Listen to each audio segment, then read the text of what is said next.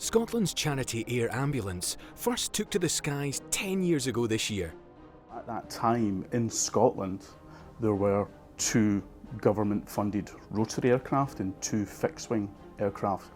And if you look at the rest of the United Kingdom, across England, Wales and Northern Ireland, there was the equivalent of something around about 30-35 air ambulances, but only 4 existed in Scotland. But in terms of the landmass, Scotland has roughly about a third of what is within the UK.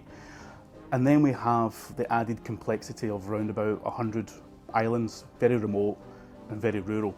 So it didn't seem equitable at the time. So therefore, the concept of an air ambulance and charity air ambulance in Scotland was created. The running costs of the air ambulance are met by charity fundraising. It simply could not fly without the generosity of the Scottish people. All public donations, no government support at all. So we're very fortunate that we have a strong connection with the people of Scotland who have been supporting us since day one. Since that first flight a decade ago, the charity air ambulance has carried out nearly 5,000 life-saving missions.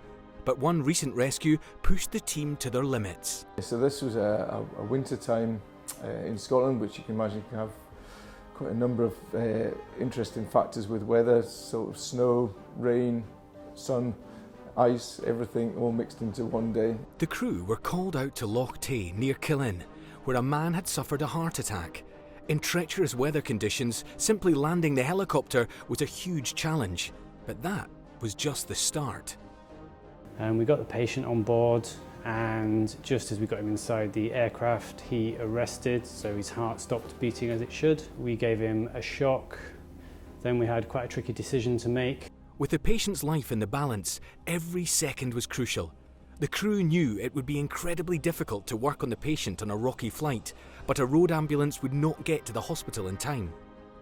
So to keep him within that window, flying was the only way to get him to Ninewells Hospital in Dundee in time. Unfortunately, our pilot had noticed then that we were starting to catch up with the weather front, and this actually became really challenging for the pilot. The weather was deteriorating, the forward visibility was challenging, the weather was pushing the aircraft down, so we were getting close to our limits of height. Using every ounce of his skill, the pilot kept the helicopter in the air, but in the cabin behind him, the patient's heart stopped working 9 times.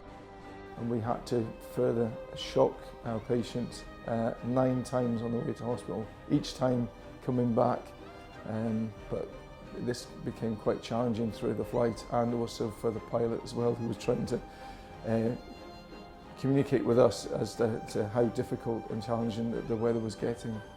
As the pilot battled the elements, the medical team battled to keep the patient alive until they landed safely at Ninewells Hospital. The skill and the experience not only of the paramedics but the pilots as well, that's a very challenging environment. To deal with somebody who's in a very traumatic way, who is focusing in and out of consciousness.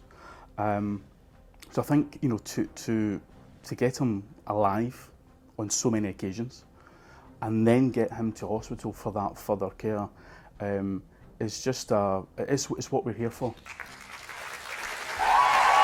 A huge cheer from Scotland's charity air ambulance, the charity air ambulance round there. Come on, up you come!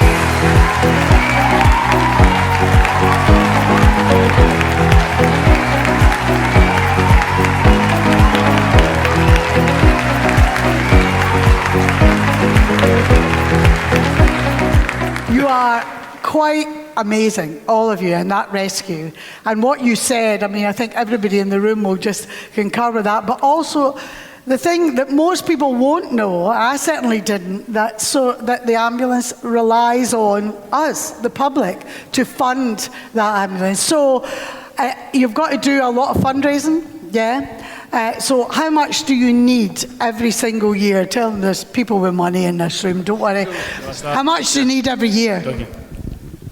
So we don't receive government funding. This is our 10th anniversary, and it's quite remarkable over that 10 years that we've now raised, with your help, the public of Scotland. It's funded predominantly all by charitable fundraising, £50 million. So, you know, it's...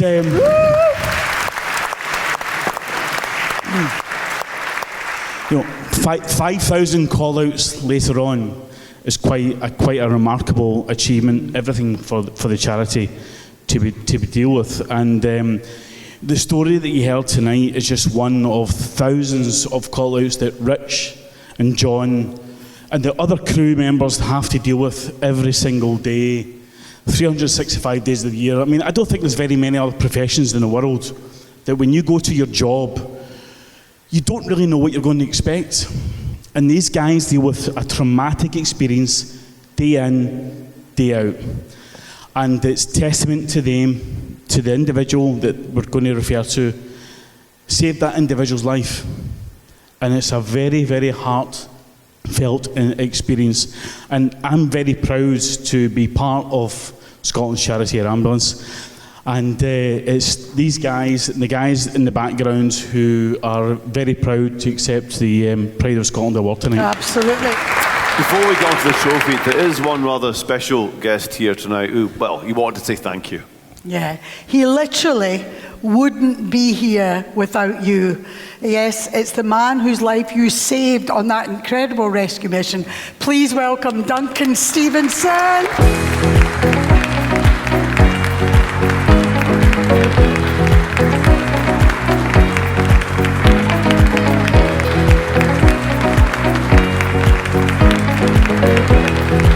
What can I say, you know, and thank you doesn't really sort of do it, does it really? But if it wasn't for these guys, obviously I wouldn't be here. The ambulance wasn't going to make it, and if these guys really sort of did their job and meant that I'm still about, I'm still enjoying my family, my lovely wife, my lovely kids. Here to present your award, it's 3 of our TV favourites, and they all wanted to pay tribute to all of you. From Emmerdale, please welcome Natalie J. Robb. From the Bay, Sharon Small, and Shetland star Laurie Brett.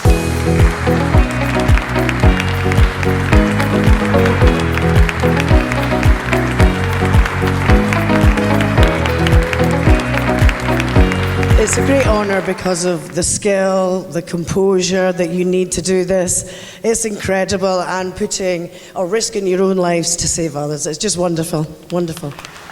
We need to pay for this. We need to actually, you're a charity, right? So we need to get going for this and help you, and not just so that you're just heroic, so it's every day and you can get to do your job and do the wonderful things you do. So thank you so much, and congratulations. Enjoy your life. Thank you so much for all that you do and all the lives you save. Thank you. Thank you. Thanks, guys. There's your award. Take your award. Go and get it. There we are. Well, thank you so much, Natalie, Sharon and Laurie. And please give it up for our helicopter heroes!